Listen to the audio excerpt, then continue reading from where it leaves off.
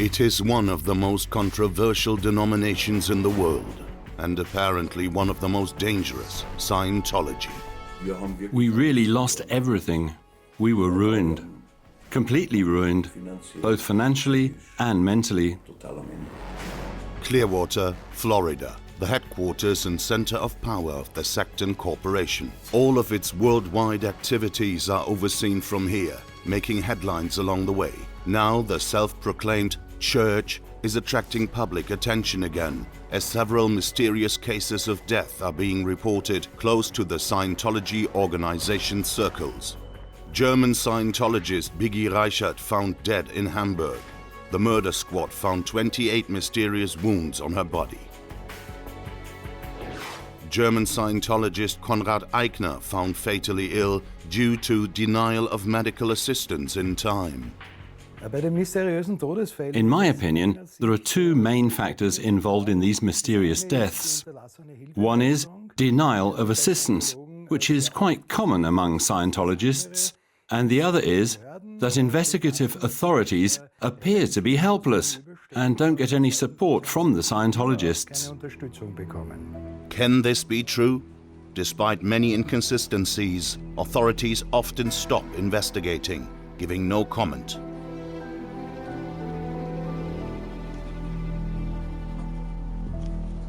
If any Scientologist who's in good standing gets involved in a problem, they pull out all the resources that anyone could imagine to protect that person and to try to remove them from any adverse consequence from normal government administration. Why did these Scientologists die? What part did Scientology play in their mysterious deaths? And why are German authorities suddenly stopping their investigations?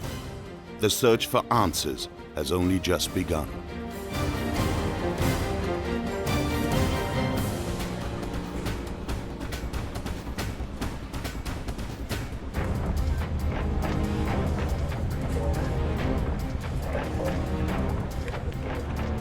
Clearwater, Florida.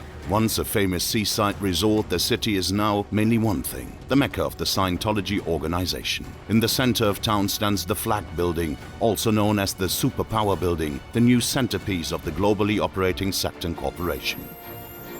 Movie stars like Tom Cruise, John Travolta and Kirstie Alley are promoting Scientology around the world. Modern techniques are supposed to provide members with even more capabilities in the new Superpower Building. Scientology is offering the pathway to happiness, but the organization has a dark side. I'm with Victoria Britton. The interior designer from Charlottesville, Virginia, is visiting Clearwater for the first time. She wants to see the place where her youngest son Kyle died 6 years ago under suspicious circumstances. She is shocked by the sight of the uniformed Scientologists.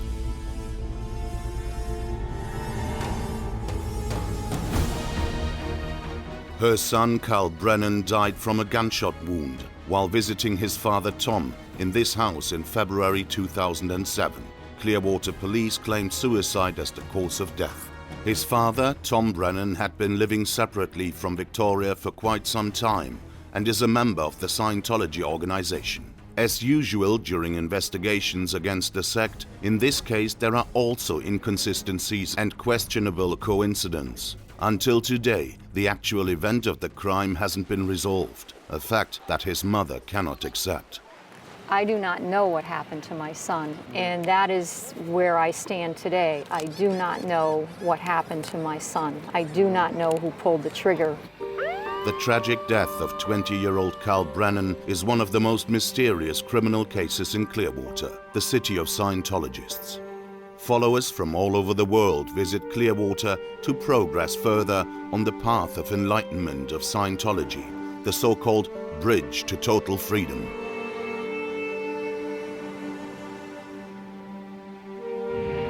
Like all Scientologists, Kyle's father also studied here at Flag, the name of their headquarters.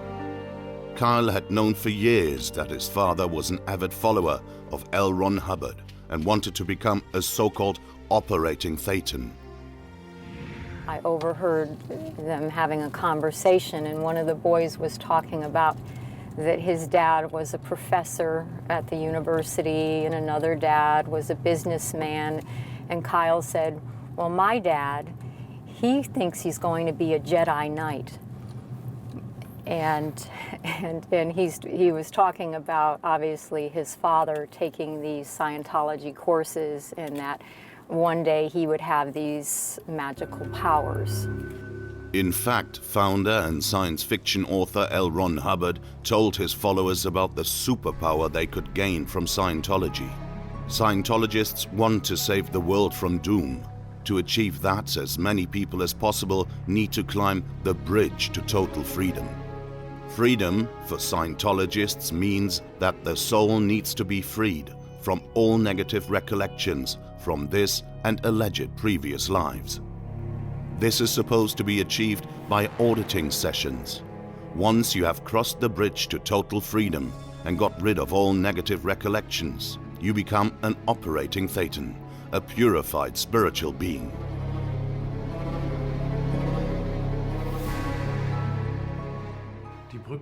The bridge to total freedom is a system of different courses and qualifications. Scientologists are promised that they will become more and more capable and successful by taking part in those courses. To no avail. But they believe in it. In fact, it only creates a dependency and costs a lot of money. Auditing is a type of lie detector test which is supposed to track and erase negative, troubling experiences from the past. By the way, none of these methods or their validity have ever been scientifically proven. An auditor uses an E-meter to measure subjects' reactions to questions they pose. The E-meter is a device that is supposed to display changes in the electric resistance of the body. Readings are taken by holding 2 electrodes in your hands. Scientologists claim that they can evaluate psychological states by the pointer's movement patterns. The questions can be personal and direct. Are you seeing a psychologist? Have you been told not to remember things? Have you ever had sex while under the influence of alcohol? Tom Brennan attends auditing sessions too. The results of the questioning are recorded. For outsiders, it is hard to understand why Scientologists agree to having everything laid bare like that. You basically disclose everything that could be of a negative nature, which is the only way to reach the higher levels to become clean. So many people agree to do it, and they don't say, this is a private issue, this is nobody's business. No, they disclose everything. And I mean everything. As an outsider, one cannot imagine what Scientologists are willing to do during that process. The sect's founder, Hubbard, sees psychiatry as one of the main enemies of Scientology and wanted it abolished. Scientologists regard psychiatry apparently as a big danger for mankind, and this sealed the fate of young Kyle Brennan. Kyle grew up in Charlottesville, Virginia. He loved Playmobil, liked to draw and to play with his siblings. He evolved to be a curious student, traveling with his stepfather Rick to Germany, the country of his ancestors. He was fascinated by the history of the city of Bamberg. During that time, he suffered from depression. The doctor prescribed antidepressants. His father's lifestyle was putting a strain on Kyle.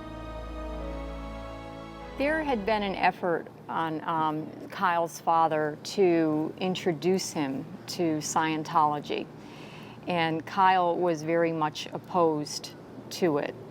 He thought his father as being very foolish by being involved in this organization.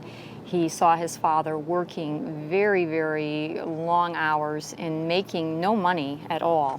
Like all Scientologists, Tom Brennan also idolizes the sect's leader, David Miscavige, whose sister Denise Miscavige-Gentile is his auditor. She and the organization despise that Kyle is taking antidepressant Lexapro. Okay, maybe Scientologists regard psychiatry and psychology as opponents and their enemies, as the Scientology organization would like to establish a monopoly over all psychiatric and psychological treatment. And they also believe that their technology can cure illnesses and mental problems, which poses great health risks, of course. During his auditing sessions, Tom Brennan explains that his son doesn't want to end his psychiatric treatment. All auditing sessions are being recorded and archived. According to the investigation, Tom Brennan is instructed by Denise Miscavige-Gentile to, as Scientologists say, deal with his son and his medication. She demands Kyle join Scientology's anti-drug organization, Narconon. According to Scientologists, antidepressants are drugs. Narconon is rather controversial, as there have been several deaths in the USA and Canada at their centers.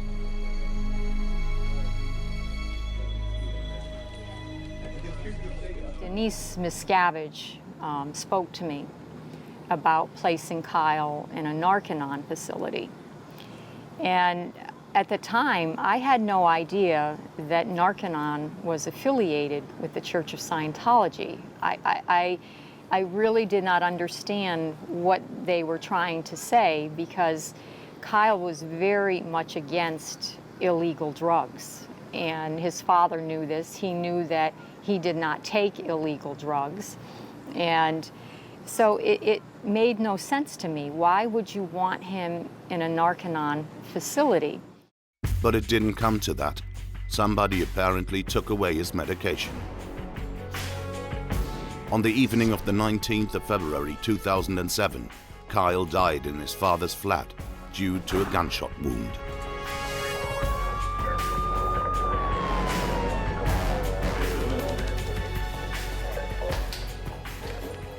At the crime scene, investigators of Clearwater Police discovered Scientology books and films on the shelves. Kyle's body was lying headfirst in the laundry bucket. A revolver was secured.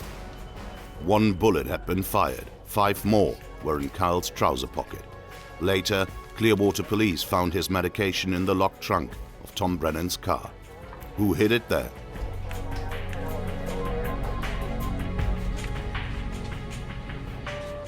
Clearwater Police were leading the investigation. The police station is in close proximity to Scientology's headquarters. Strange things were happening.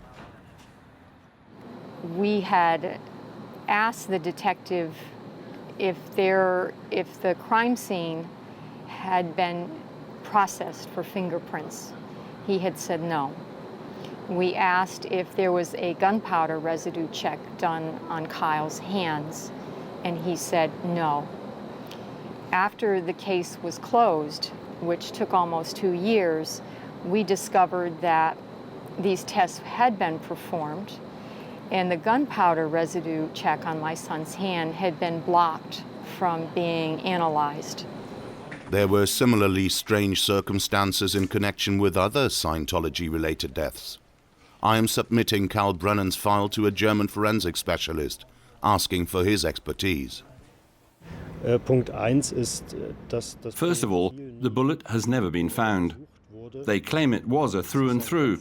Therefore, the projectile exited the head and should have been found somewhere at the crime scene. This is not the case. Secondly, Kyle Brennan's hands were taped for gunshot residue, which is usually inherent in self-inflicted gunshot injuries. This tape has never been examined. Here the question is the same as before. Why?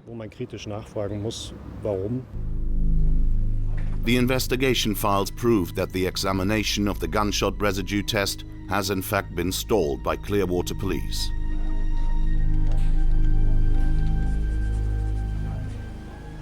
I don't know that they found any evidence that Kyle had fired the gun.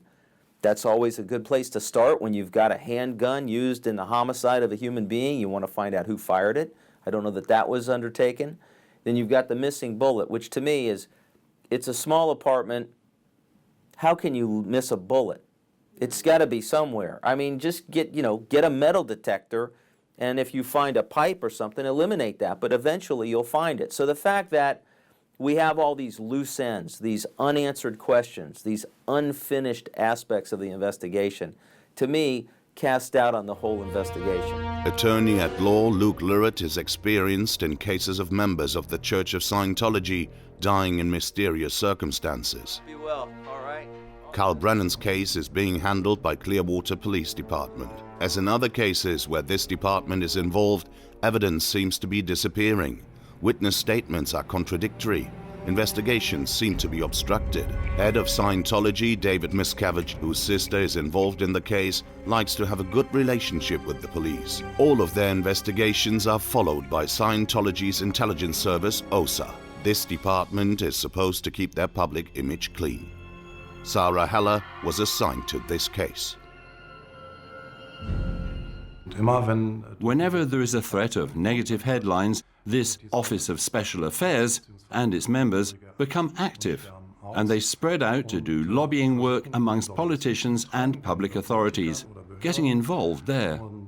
Or whenever a Scientologist dies, a suicide occurs, of which there have been several, they visit the relatives because they fear for Scientology's reputation, trying to calm the waves, to appease, and maybe to look for something that may incriminate them and put it away safely.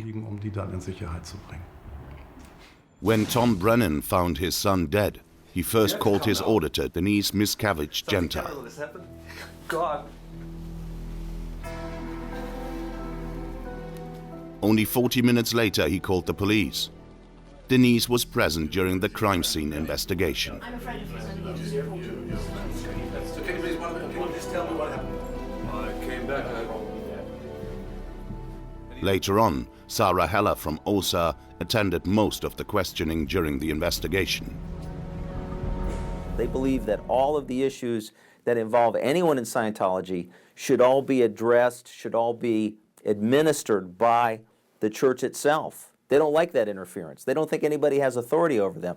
Obviously, they have to agree to submit to that authority, but I don't think that they participate in it cooperatively. I don't think they participate in it in goodwill. They try to avoid that participation as much as they can. So if any Scientologist who's in good standing gets involved in a problem, they pull out all the resources that anyone could imagine to protect that person and to try to remove them from any adverse consequence from normal government administration. The list of inconsistencies is long. Police records are destroyed, and the question of how many people were present at the crime scene is still unclear. Kyle's computer was taken from the crime scene. Later, when his family got it back, all files had apparently been deleted after his death. In addition to the question about the missing bullet from the gun and the fingerprints of the deceased, Kyle's money is missing as well. How does he normally pay them? So Kyle's father, before calling an ambulance or the police, calls his Scientology handlers, and that is so suspicious. Is what do I do with all this? I mean, if it's my son and I find that there's some tragic situation, you would immediately call the authorities. The fact they waited so long, the issues with his computer, I mean, it just looks like something was done to manipulate things, and I'm not saying that we've proven that, but that period of time creates major suspicion.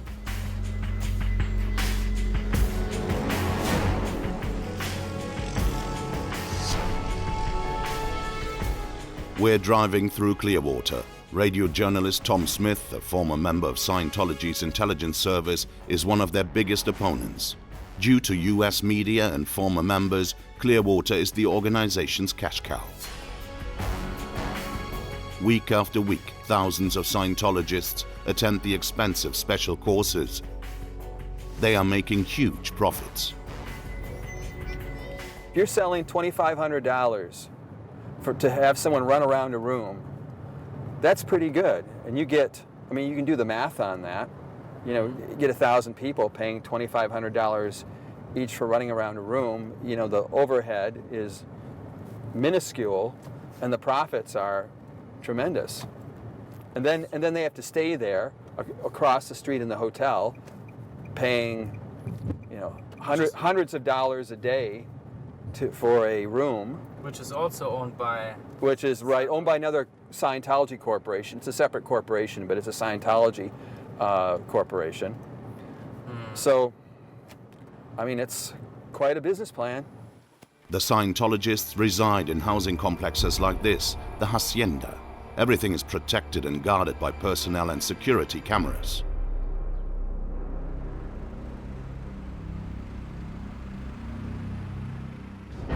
Wherever we are in Clearwater, Scientology's intelligence service OSA reports our movements via radios. There are CCTV cameras on almost every building. It is impossible to move without being watched. Clearwater Police often seems to be following us. Tom researched that Denise Miscavige Gentile, the sister of Scientology's leader, was arrested recently for drug possession. Do you think that she might know what went on in that date? I do think so, in my opinion. There's some things that she probably didn't want to divulge for fear that her brother may retaliate against her, or someone in OSA may retaliate against her. I'm asking Tom which role OSA member Sarah Heller might play in Kyle Brennan's case.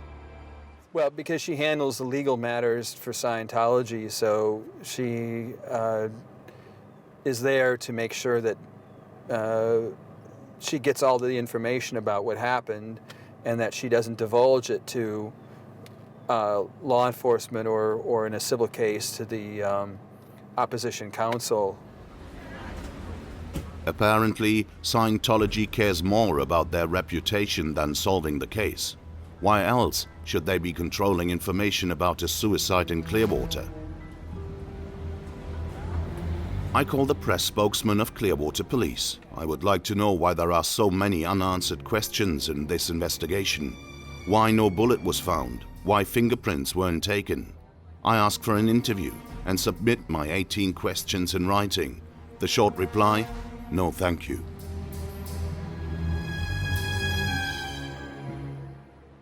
In November 2012, a judge from Pinellas County dismissed the case of the Kyle Brennan death. Everything that I believed in to be true with this country, with our judicial system, I realized was a lie, and that even when presented with enough evidence, that it did not matter, that they were just going to throw it out. It was like saying that his life did not matter, that he did not matter in this world. And it was very, to this day, it's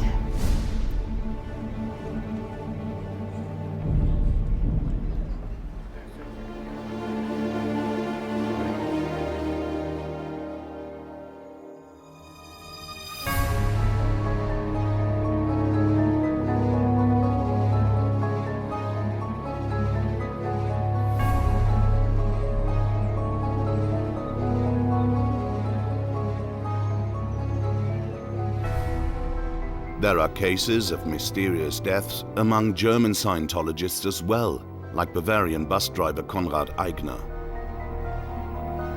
Conrad Eichner from Umannsheigen in Lower Bavaria died in 1997, also in suspicious circumstances. The investigation revealed that the 43-year-old wasn't immediately taken to a doctor after he collapsed. In summer 1997, Scientologist Conrad Eichner received a request to drive Scientologists to a convention in Frankfurt. There he collapsed in a hotel, but instead of calling a doctor, the Scientologists took him to the Munich headquarters in Beistraße. Only after 4 days did they call an ambulance. Eichner suffered from poisoning symptoms, but the cause couldn't be determined.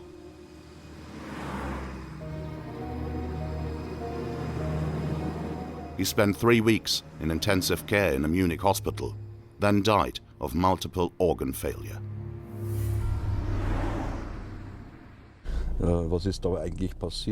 I said, what happened here? Da fällt der He's collapsed, is unconscious, ohne Bewusstsein und and something needs to be done quickly. muss doch ganz schnell gehandelt werden. Umanseigen, a small gathering of houses. Eichner's career with Scientology has cost the family their house and property. His mother couldn't cope with it. He received huge bills for Scientology courses.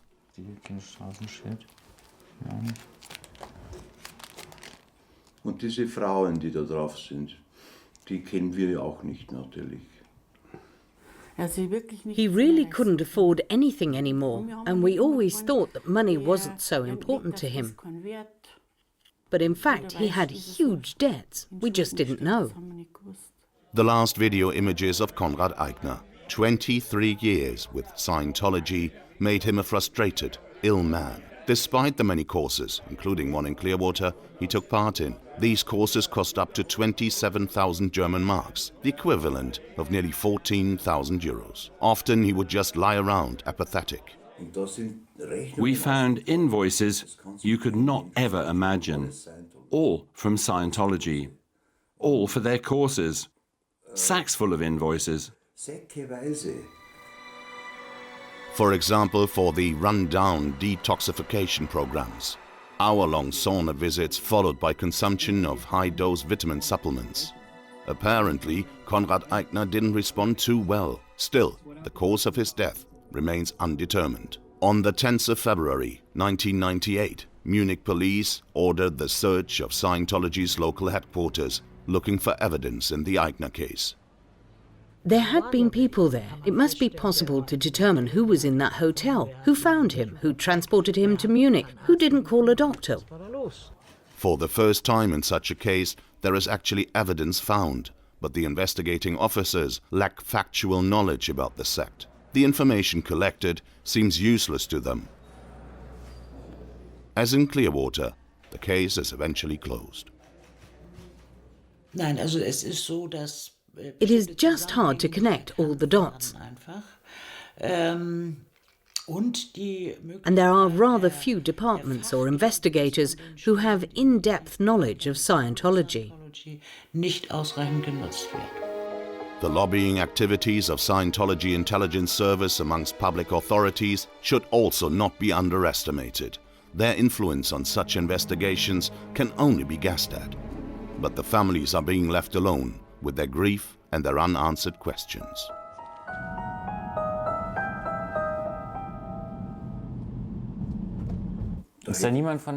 Did nobody from the authorities come to you? Nobody ever came to us. Nobody told us that they had found out something, or that Conrad's case was under investigation, or that we could rely on them to do their best. Nobody did. In the German newspaper Süddeutsche Zeitung, Scientology denied all allegations in the Eichner case. Supposedly, they did not receive my request for an interview. The Munich authorities and the hospital also refused to be interviewed. Ja, guten Tag, Herr Altendorfer. A retired prosecutor writes, I today regret that I unfortunately didn't look at any of those files. Back then, neither I nor the investigating authorities understood their significance as profiling archives and databases. Members of Scientology create so-called knowledge reports. In one of them, operating Thetan Rosie F. describes how she managed, step by step, to influence Conrad Eichner to take loans out against his family's estates for a total of 200,000 German marks.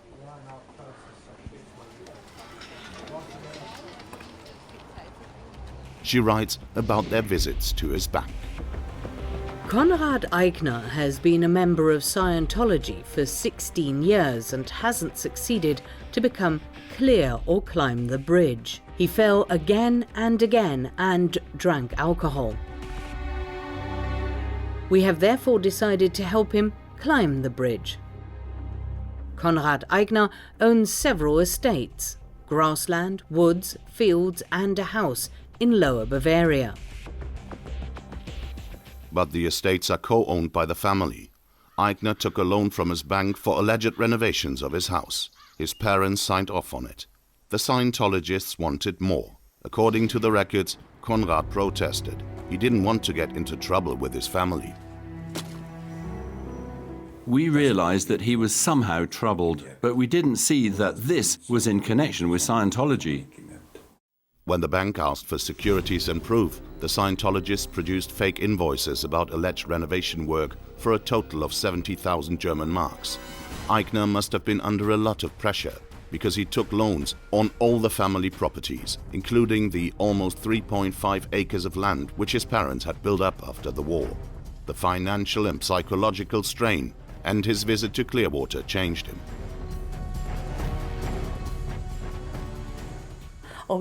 There were moments when we saw that he was suffering, when he said he wanted to quit the sect. And he once told Mum, "If you knew what I experienced, you would drop dead." We later learned that he was in some sort of prison camp in Florida. Conrad Eichner died before he could quit. He no longer had health insurance. It is still unclear why his organs failed like those of an old man. It also remains unanswered why an ambulance was only called days after his first collapse. Scientology denies all responsibility and declares Eichner was never forced to take part in the purification rundowns or to buy or consume vitamin supplements. Following Conrad Eichner's death, a nightmare began for the family, which continues today. The bank is asking for the 200,000 German marks back in payment for all the loans, in addition to the 39,000 marks in hospital bills. It is a huge amount. We had to come up with all of it and lost everything back then. We were ruined, completely ruined, both financially and mentally. Many people who have suffered, like the Eichner family, feel abandoned by the state. Very few government agencies deal with the problem seriously. In addition, the 2013 report on the protection of the German Constitution mentions the activities of the Scientology organization. But still, few federal states are taking the issue seriously enough. Scientology aims for a new order of society where our democratic foundations and our constitution would be limited or even eliminated. If you look at our constitution, there are things like freedom of speech, basic human rights, equality before the law, free elections. All this and much more isn't relevant in Scientology's totalitarian ideology. Clearwater. Here, the Scientology world order is almost in place. The organization rules the town.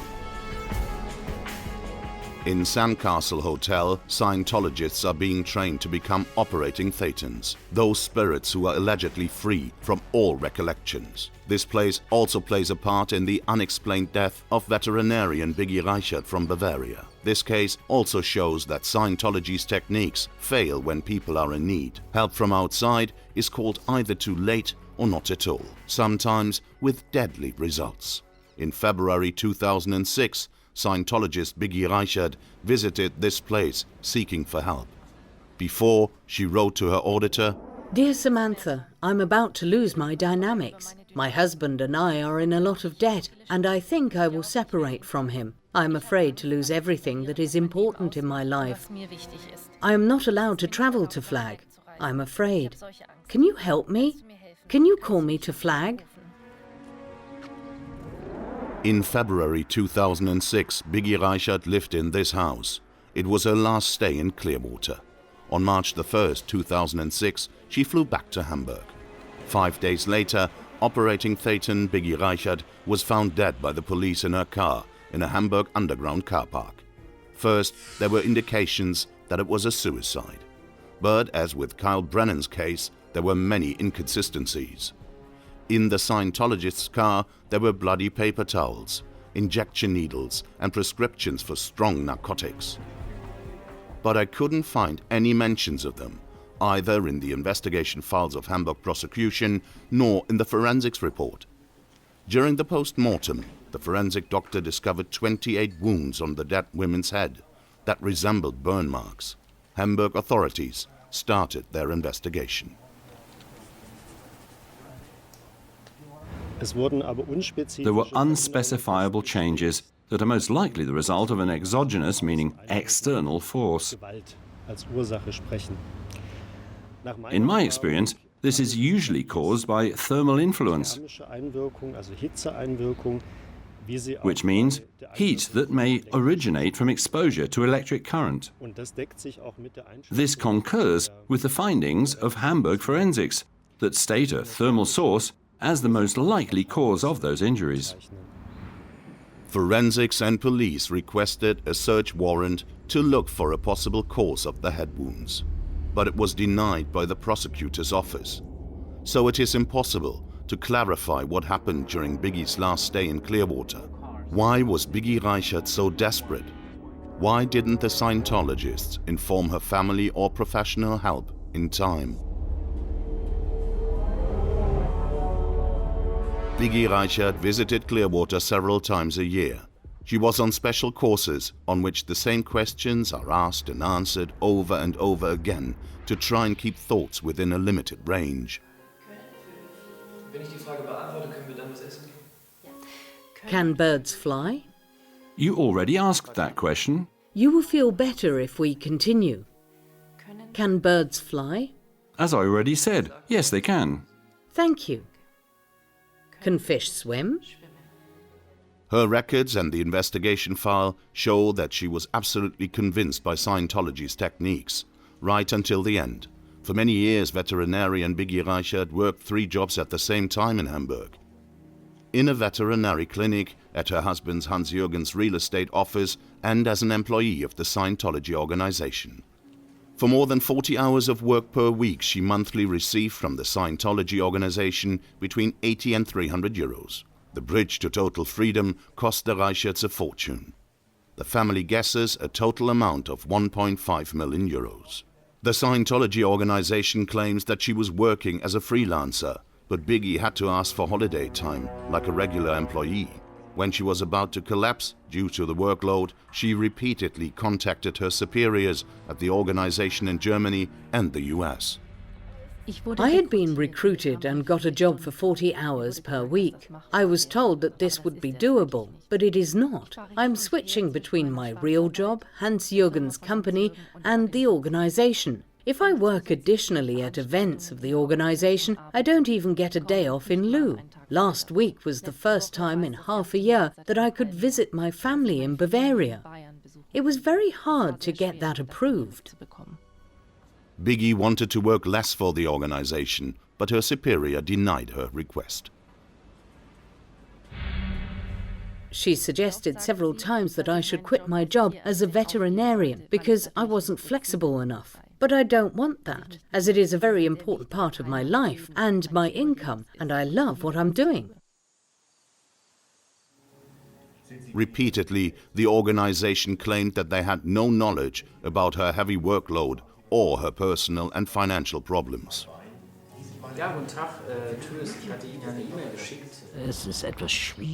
To put it mildly, this is hard to believe.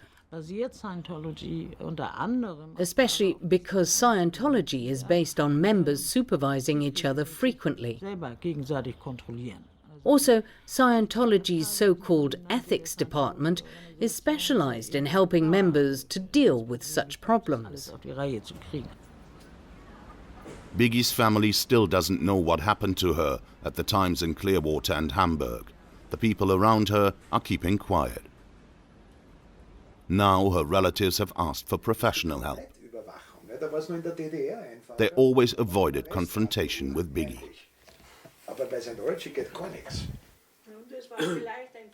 It was probably our mistake that we didn't intervene somehow. But back then we said, no, we are done with this. We don't want to know.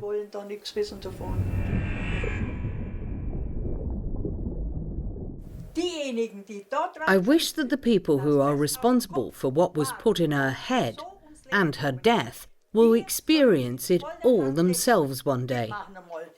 All of those people should experience that to the full extent. The investigation files of the Biggi Reichert case amount to many hundreds of pages. Several officers from the Criminal Investigation Department, Constitution Protection, and others have worked on it for 2 years. Why is that, if it is considered a suicide? Many investigations around Scientology, like the ones about Kyle Brennan, Conrad Eichner, and Biggi Reichert, are grinding to a halt. Many things are still in the dark. All those cases clearly indicate how dangerous Scientology is, also for the relatives. Although the Scientology organization has lost members, they haven't become any less dangerous because of it. They are under continued surveillance, especially in those countries where Scientology is big, there is adequate investigation and prosecution.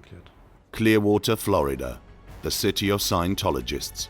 During our filming, there was another mysterious death at Flag in Cleveland Street, the road where Kyle Brennan died. On January the 28th, 2014, Russian businessman Yevgeny Zarkin fell out of an 8th-floor window to his death. According to the Scientology organization, he was a successful and happy operating Thetan. Clearwater Police is investigating.